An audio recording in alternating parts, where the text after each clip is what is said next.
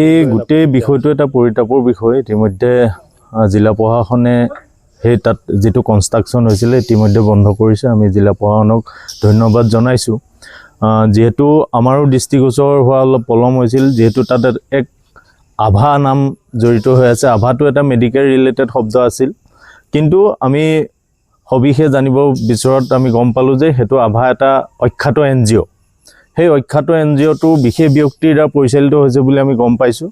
আৰু সেই মাটিখিনি যি ঘৰ সত্ৰৰ পৰিয়ালে ভোগ দখল কৰি আছিল, তেওঁলোকৰ আজি আমি সৰুৰ পৰা দেখি আহিছোঁ, মোৰ নিজৰ ঘৰৰ সন্মুখতে সেই মাটিৰ দাগটো।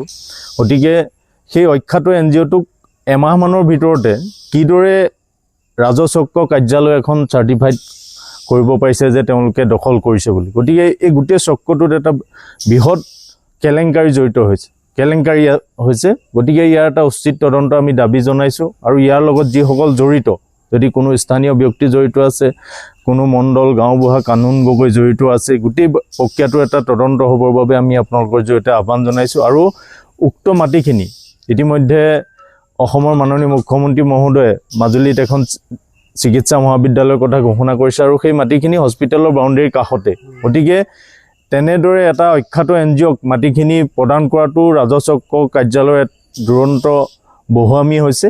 গতিকে এই ক্ষেত্ৰত আমি উচিত তদন্ত দাবী কৰিছোঁ আৰু দোষীক শাস্তি দাবী জনাইছোঁ। এই কথাটো অকণমান খেলি মেলি বুলি ভাবোঁ। মানে আভা বস্তুটো এনেকুৱা, আভাটো হৈছে এইটো আয়ুষ্মান ভাৰত বুলি আমি জানো, সেইটো NGO নহয় নিশ্চিতভাৱে। মই ইমান মোৰ নলেজত নাই। আৰু 2 নম্বৰ, তাত এখন ফলক লাগিছে আভা NGO বুলি। আৰু যিখন যোৱাকালি আমি কাগজ উদ্ধাৰ কৰিছোঁ, যিখন দখলী মানে প্ৰমাণপত্ৰ, সেইখন NGO বুলি লিখা আছে। গতিকতে আমাৰ হস্পিটেলৰ মাটি কাষৰ যিখিনি মাটি, সেই মাটিখিনি হৈছে দেৱোত্তৰ মাটি। আৰু 80 দশক মানতে মানে চৰকাৰ চিলিং এক্টত সেই মাটিখিনি গৈছিল। আৰু সেই সময়ছোৱাৰ পৰা এই মানুহখিনি যিখিনি মানে ভোগ দখল কৰিছে, তেওঁলোকে কৰি আছে, আজি পৰ্যন্ত কৰি আছে। কথাটো হৈছে কি, ভোগ দখল কৰি আছে সঁচা, কিন্তু যেতিয়া চৰকাৰৰ প্ৰয়োজন হ'ব, সেই মাটিখিনি, সেই ভূমিখিনি আমাৰ গড়মূৰ সত্ৰৰ যিহেতু বহুত মাটি গৈছে চৰকাৰী অনুষ্ঠান প্ৰতিষ্ঠানত, আৰু সেইসমূহ তেনেকৈ তেওঁলোকক অৰ্পণ কৰা হৈছে। তো এতিয়া কথাটো হৈছে কি, ভোগ দখল কৰি থকা মানুহক উফৰাই পেলাই এতিয়া NGO এটা আহিছে, বা কোনোবা ব্যক্তিগত মানে মুনাফাৰ লাভৰ কাৰণে হয়তো কোনোবাই NGO নামকৰণ কৰি পেলাই তেওঁলোকে মাটিটো দখল কৰিছে। এতিয়া আমাৰ প্ৰশ্নটো এইটোহে, যোৱাকালি যিটো আমি জিলা প্ৰশাসনৰ লগত বহিছোঁ, জিলা প্ৰশাসনে কৈছে যে কোনো ধৰণৰ তেওঁলোকৰ মাটি তেওঁলোকক দিয়া নাই আৰু কোনো প্ৰমাণপত্ৰ নাই।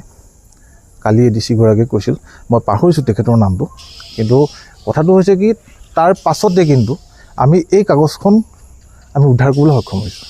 এতিয়া কথাটো হৈছে কি, জিলা প্ৰশাসনে গম নোপোৱাকৈ জিলা চিকিৎসালয়ৰ কাষত এনেকুৱা এটা ডাঙৰ কনষ্ট্ৰাকশ্যন হৈছে, গম নাপায়, সেইটো খুব দুৰ্ভাগ্যজনক কথা। 2 নম্বৰ কথাটো হৈছে কি, চাৰ্কুল অফিচে, ৰাজহ বিভাগে কি ভিত্তিত এই দখলী স্বত্বটো দিলে, সেইটো এটা ডাঙৰ প্ৰশ্ন। আমি ভাবিছোঁ ইয়াত ভাল তদন্ত হওক, উচ্চস্তৰীয় তদন্ত এটা হোৱাটো বিচাৰোঁ। উচ্চস্তৰীয় তদন্ত হ'লে নিশ্চিতভাৱে জুলুঙাৰ মেকুৰী ওলাই পৰিব। নিশ্চিতভাৱে হ'ব পাৰে, নিশ্চিতভাৱে তেনেকুৱা প্ৰচিডিঅ'ৰ থাকিব। কিন্তু আমি যিখন কাগজ কালি লাভ কৰিছোঁ, সেইখনত ভূ-লে শ আৰু ভূ-লে প দুটা শব্দ আছে তাতে। আমি এটা কথা গম পাইছোঁ যে এটা মণ্ডলৰ স্বাক্ষৰ থাকে আৰু এটা কানুনগোৰ স্বাক্ষৰ। গতিকে তেওঁলোকে কাৰ ভিত্তিত, কিহৰ ভিত্তিত এইখন চাৰ্টিফিকেট দিছে, সেইটো নিশ্চিতভাৱে নিম্ন স্তৰৰ পৰা যাব লাগিব। সেইখিনি কথা এইটো মই নক'লেও এইটো জলজল পটপট হৈ আছে বুলি ভাবোঁ। তাৰমানে মই এইটো কথা বিশেষ মানে মিছগাইড কৰিব বিচৰা নাই। সেইটো হস্পিটেলৰ মাটি নহয়, সেইটো দখলী স্বত্বৰ মাটি। কথাটো হৈছে কি, সন্মানীয় অসমৰ মুখ্যমন্ত্ৰীগৰাকীয়ে মাজুলীবাসীক এটা প্ৰতিশ্ৰুতি প্ৰদান কৰিছিল, যিহেতু মাজুলীত এখন জিলা কি কয় চিকিৎসা মহাবিদ্যালয় এখন নিৰ্মাণ কৰিব বা তেওঁলোকে দিব। কিন্তু আমাৰ এটা কথা হ'ল কি, আমাৰ এটা বৃহৎ এৰিয়া গড়মূৰ সত্ৰৰ দেৱোত্তৰ ভূমিখিনি 80জতে আপোনাৰ চিলিং এক্টত গৈছিল, আৰু সেই ভূমিখিনি চৰকাৰীও হৈ আছে। আৰু সেইখিনিত পৰৱৰ্তী সময়ত যদি ধৰক চৰকাৰে বিভিন্ন অনুষ্ঠান প্ৰতিষ্ঠান লয়, আমাৰ ক'বলগীয়া একো নাই। এতিয়া কথাটো হৈছে কি, আজিৰ ডেটলৈকে যিজন মানুহে ভোগ দখল কৰি আছে, তেওঁৰ নামত দখলী স্বত্ব নাই, কিন্তু বেলেগ এটা অনুষ্ঠানে বা NGOয়ে এতিয়া কেনেকৈ ভোগ দখল পালে বা দখলী স্বত্ব পালে সেইটোহে ডাঙৰ কথা। আৰু তাত যদিহে ৰাজহ বিভাগৰ কোনো বিষয়া কৰ্মচাৰী জড়িত নাই, তেতিয়া কেনেকৈ এইটো পালে? সেইখন ভুৱা নেকি?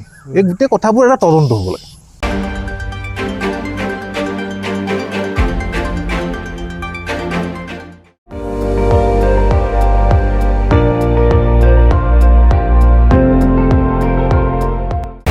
আপুনি চাই আছে ND24, সৰ্বশ্ৰেষ্ঠ নহয় সৰ্বোত্তমৰ দৌৰত।